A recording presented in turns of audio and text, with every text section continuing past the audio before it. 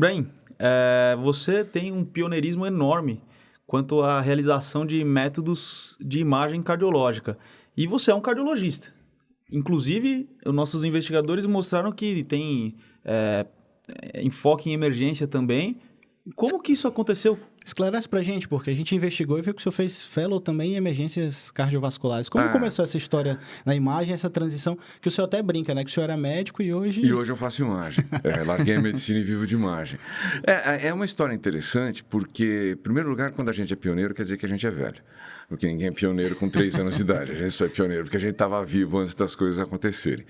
Segundo, que eu vim para o Dante fazer residência. Quando eu vim para o Dante fazer residência, minha turma foi a primeira a precisar fazer 1 ano de clínica médica antes. Então, ainda existia, quando eu cheguei aqui, a bolsa para aqui. E até hoje a gente chama de R4, né? R5, o pessoal que na verdade é R5 e R6. Né? E o nosso chamado R1, na verdade, é um R3. Na minha época, a gente vinha para cá, fazia 1 ano de clínica, vinha para cá, então era um R2, mas era chamado de R1 desde então. Mas tinha uma bolsa da Fundap para 4 anos de residência. Quando a minha turma veio, essa bolsa acabou no 4º ano. Ela se estendia até o 3º ano de residência. Isso até hoje tem consequências. A gente sabe que no pessoal, muita gente faz residência, como na própria toma e ressonância, quem não é remunerado. Então, isso contando porque na emergência tinham 4 residentes no 3º ano, 4 residentes no 4º ano. Quando eu fui fazer a residência de emergência, tinha todo esse pessoal. O doutor Eduardo chegou para mim uma vez e perguntou se eu tinha interesse em participar do ambulatório de angioplastia. Quem fazia ambulatório de angioplastia na época era o Fausto, hoje diretor do Dante Pazanese. Ele fazia ambulatório, ele junto e a doutora, eram só os dois, ele e a doutora Amanda, faziam o ambulatório de angioplastia. E o Fausto já estava com a saída dele programada para os Estados Unidos. Ele foi fazer o fellow dele. E o doutor Eduardo foi perguntar se eu não queria ficar fazendo aquele ambulatório enquanto o Fausto fazia a viagem. E eu tinha uma proposta de trabalho fora e aquilo se encaixava perfeitamente. A ideia qual era? Ficaria um tempo na emergência e um tempo no ambulatório. Então, ficou bom. Bom, aí o Fausto foi. No que eu passei para o 3º ano de residência do Dante, para a residência de emergência, e assumi aquela posição no ambulatório de angioplastia, um amigo meu desistiu da residência no Dante e foi fazer marca-fellow de marca-passo no INCOR. Um outro colega simplesmente desistiu, o terceiro, que era um estrangeiro, o terceiro colega sofreu um acidente e voltou só em outubro. E a Fundap cortou a bolsa do 4º ano. Então, acabou de 8 pessoas, acabou ficando 1, que era eu. Então, foi daí que eu desenvolvi essa ligação forte com algumas pessoas do Dante que tem até hoje, como o próprio Rui. O Gum, na época, estava fora. O Gum estava fazendo estágio dele, fez um fellow comprido, muito bom fora. Deve ter contato com vocês. Sim. Então, durante essa minha época de residência, eu quase não tive contato com o Gum. Tive só quando ele voltou. Mas aí fiquei muito próximo do Rui, muito próximo de algumas pessoas que eram chefes de plantão, porque eu fazia ambulatório e angioplastia até meio-dia, mais ou menos. Não é como é hoje, que vai até o final da tarde. Dia O volume inteiro era de menor. ambulatório, né? O volume era menor, né? A gente fazia uma reunião por dia, era a doutora Amanda, eu, e variavam um intervencionista ou outro para ver os filmes do dia seguinte e tal. Era uma coisa menor do que é hoje, nem se compara o volume. Por isso que dá para fazer. E à tarde ficava nos serviços de emergência. Bom, no meio do caminho eu comecei a mexer com o computador. E aí eu sempre gostei de mexer com o computador, aprendi a programar em DBase, Basic e Pascal. E aí... Então o senhor é um nerd, né? Eu era um nerd, mas o nerd hoje é visto como um cara diferenciado. O nerd é positivo hoje. Hoje é positivo, na época não era. E eu era um nerd. Você já era um nerd. Eu era um nerd, mas não era muito positivo. Você não era exatamente um cara popular. Mas hoje a gente tá vendo aí. Hoje era um negócio... Se eu fosse nerd hoje, eu seria muito mais popular do que eu fui na época. Mas isso é verdade. Eu mexia com essas coisas, curtia, gostava demais. Minha grande motivação sempre foi visual. Então eu via filme de ficção científica, essas coisas que me inspiravam. Eu achava o máximo mexer naquilo. E nessa época chegou no Dante, o governo do estado de São Paulo fez um convênio com o governo da França e mandou alguns equipamentos para o Brasil. Alguns deles vieram parar no Dante, entre eles uma máquina de angiografia digital. Que você precisava, para medir a artéria, quando encomendar a máquina, fazer algumas linhas de comando em Pascal. Aí alguém me viu programando e falou, até aquele cara ali, de óculos, meio esquisito, que mexe com esse negócio. Vamos ver se ele sabe fazer? Óbvio que eu não sabia fazer. Você fazia programação simples, né? Folhas de pagamento, levantamento de dados. A gente começou com esse levantamento na angioplastia que chama Angiocor. O primeiro banco de dados a gente começou a fazer, mas eram coisas em termos de programação simples. Aí o doutor Eduardo, dessas coincidências da vida, né? O mão divina, ele foi para um evento nos Estados Unidos e conheceu o Mancini. John Mancini era o sujeito que era era um vice-diretor do serviço de cardiologia da Universidade de Michigan, que mexia com essa parte da angiografia digital. Ele falou, tem um cara que vai para lá, que está querendo mexer com isso. Posso mandar para aí? Pode. Ele pegou, falou comigo, eu não tinha recurso. Aí a importância do governo investir na ciência, né? Tinha uma bolsa do CNPq na época. Essa bolsa do CNPq era legal porque ela, inclusive, era aberta para quem não tinha doutorado. A gente escreveu o projeto. E era uma coisa bem feita, porque na volta a gente teve que escrever o trabalho, publicar o trabalho. Era uma coisa bem feitinha. Não era assim, toma o dinheiro e vai. Não. Se vira lá e você faz tinha o que obrigação quiser, de voltar para o Brasil. Você tinha que ficar pelo menos 2 anos no Brasil, mesmo que você tivesse proposta para ir para fora.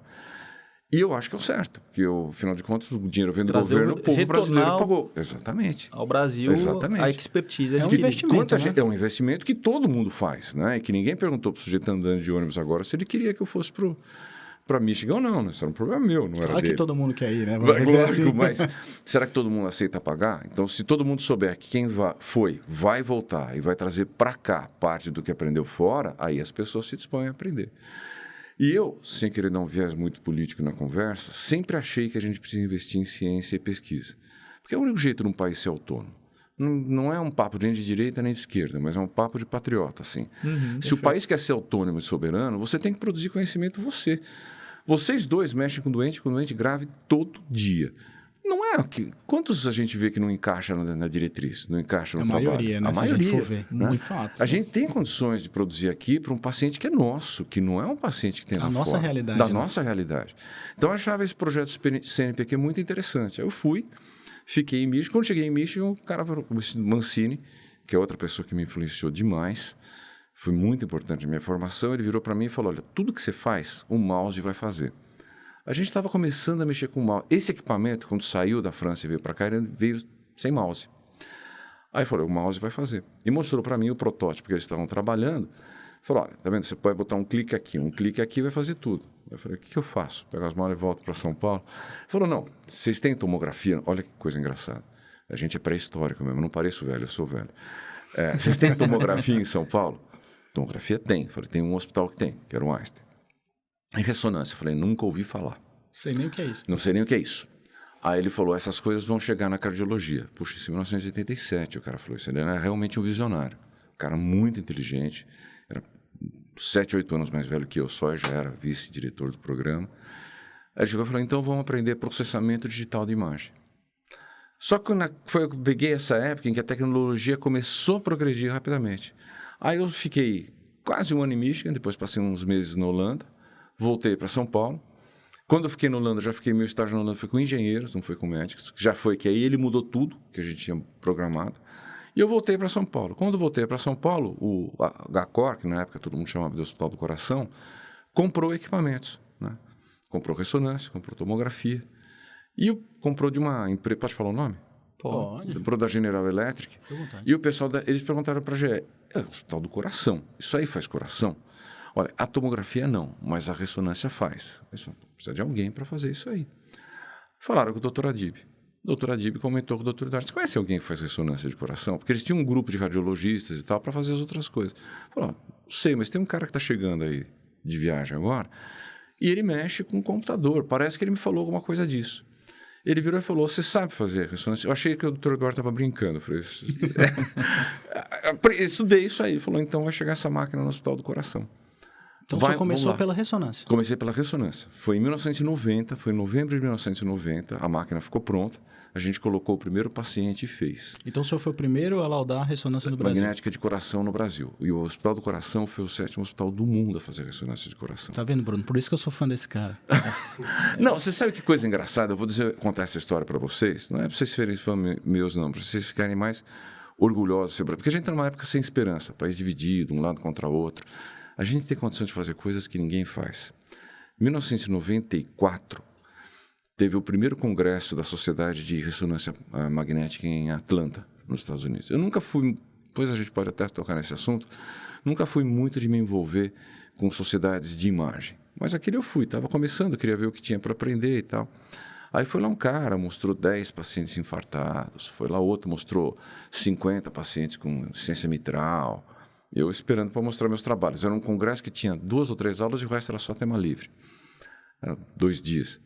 E aí, quando eu fui mostrar, eu mostrei assim, 260 aortas, 180 infartos. Aquele Eles não N acreditavam. absurdo, né? Eles não acreditavam. Só que eu sabia que eles não iam acreditar. Então, o que eu fiz? Eu levei uma fita cassete comigo com todos os exames gravados. Falei, ó, quem quiser ver, está aqui. Pode fazer cópia que está aqui, porque eles duvidaram do número. Então, a gente não só fazia, como a gente fazia clinicamente coisas que eles não faziam. E a gente aprendeu a fazer aqui. O Brasil tem muito potencial. Muito, muito.